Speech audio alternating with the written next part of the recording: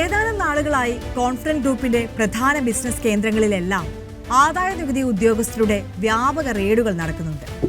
ബംഗളൂരു ലാംഗ്ഫോർഡ് ടൗണിലെ കമ്പനി ആസ്ഥാനത്തെത്തിയ സംഘം ഓഫീസിലെ ലോക്കറുകൾക്ക് മുദ്രവെച്ചു. ദുബായിലായിരുന്ന റോയിയെ ബംഗളൂരിലേക്ക് വിളിച്ചു വരുത്തി. തുടർച്ചയായി ചോദ്യമുനയിൽ നിർത്തിയ ദിവസങ്ങൾ. ജനുവരി 30 ഉച്ചസമയം കൊച്ചിയിൽ നിന്നെത്തിയ 8-അംഗ ആദായ നികുതി സംഘത്തിന്റെ നിർദ്ദേശപ്രകാരമാണ് confident group managing director TA ജോസഫിനൊപ്പം CJ റോയ് ലാംഗ്ഫോർഡ് ടൗണിലെ ഓഫീസിലേക്ക് എത്തിയത്.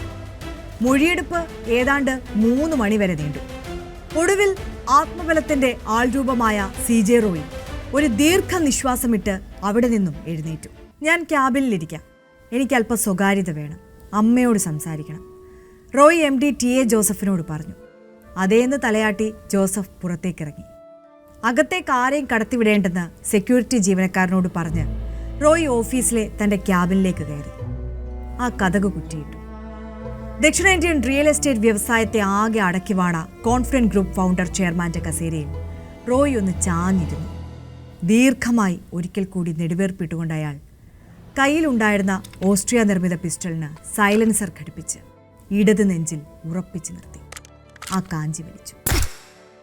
6.35 mm വലുപ്പമുള്ള വെടിയുണ്ട ആ ഹൃദയത്തെയും ശ്വാസകോശത്തെയും കീറി മുറിച്ച് പുറത്തു നടന്നു.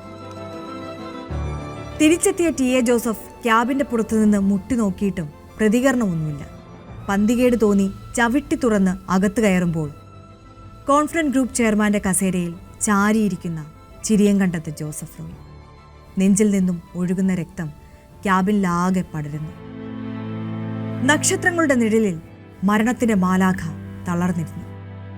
57-ാം വയസ്സിൽ ബനാർഘട്ട റോഡ് കൽക്കരയിലുള്ള കാസ്കേഡ് റിസോർട്ടിൽ CJ റോയ് അന്ത്യവിശ്രമം തെരഞ്ഞെടുത്തു.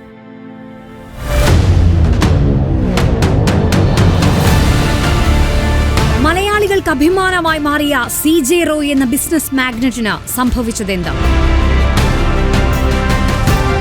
ശൂന്യതയിൽ നിന്നും ആകാശങ്ങൾ പടുത്തുയർത്തിയ ആത്മവിശ്വാസത്തിന്റെ അവസാന വാക്കിന് ചുവടു പിഴച്ചു. എന്തുകൊണ്ട് ആ ആന്റി ക്ലൈമാക്സ്? CJ റോയിയുടെ ജീവിതം കണ്ടറിയാം AI ദൃശ്യമികവിൽ റിപ്പോർട്ടർ സ്റ്റോറീസ് യൂട്യൂബ് ചാനലിൽ.